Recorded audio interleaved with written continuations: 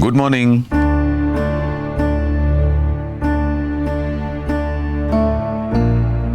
বৌঠান good morning. কি হয়েছে বলো তো বৌঠান, এতবার গুড মর্নিং বলছি তার উত্তর দিচ্ছ না? উত্তর দেওয়ার কি আছে? প্রতিটা মর্নিংয়ে যে শুভ হবে তার তো কোনো মানে নেই না। ব্যাস হয়ে গেল। আচ্ছা আমি আমি কি করেছি আমি তো কিছুই বুঝতে পারছি না। তুমি সকাল সকাল এত রেগে গেলে কেন আমার উপর?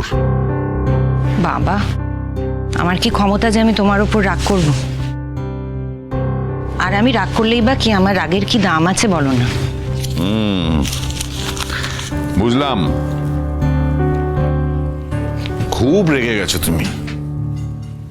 কিন্তু আমি তো তোমাকে বলেছি, আমাকে খুলে না বললে আমি বুঝতে পারি না। আমাকে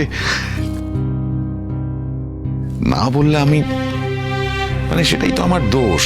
আমি তোমায় অনেকবার বলেছি তোমার মনে যা থাকবে স্ট্রেট অ্যাওয়ে বলো আমাকে।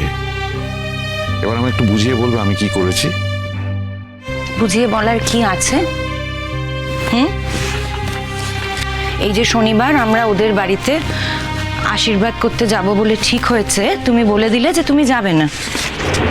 কি মনে হচ্ছে তোমার? কথাটা বলে তুমি খুব ভালো করেছো। তুমি না গেলে কি আমি যাব? বৌঠান, এইবার না আস্তে আস্তে তোমার এই ছেলে মানুষগুলো ছাড়তে হবে। আমি ছেলে মানুষই করছি? তোমার এটাকে ছেলে মানুষই মনে হচ্ছে, তাই তো? মনে হচ্ছে তো। বৌঠান, এই বাড়িতে আমি কি কেমন সেটা তোমরা সকলে জানো। এই বাড়ির সঙ্গে আমার কি সম্পর্ক সেটা আমি জানি। এই বাড়ির সকলের কাছ থেকে কি পেয়েছি সেটা আমি জানি। এই বাড়ির মানুষগুলো আমাকে কি চোখে দেখে সেটাও আমি জানি। বৌঠান, এ বাড়ির সকলে আমাকে আপন করে নিয়েছে মানে বাইরের সবাই যে আমাকে আপন করে নেবে এর কোনো মানে নেই। ওদেরকেও তো একটু সময় দিতে হবে। এখন ও বাড়ি যাওয়া নিয়ে বুবলাইয়ের বিয়েতে যদি কোনো ছাপ পড়ে, তাহলে আমি কি নিজেকে ক্ষমা করতে পারবো না তুমি নিজেকে ক্ষমা করতে পারবে বৌঠান? আমি অত যুক্তি জানি না। শোনো নতুন ঠাকুরপো, তোমাকে নিয়ে কে কি ভাবলো, তোমাকে কে কি চোখে দেখলো, তাতে তোমার কিচ্ছু যায় আসে না। কিচ্ছু নির্ভর করে না তার উপরে। আমরা ওই দিন এ বাড়ির থেকে কয়েকজন আশীর্বাদ করতে যাচ্ছি।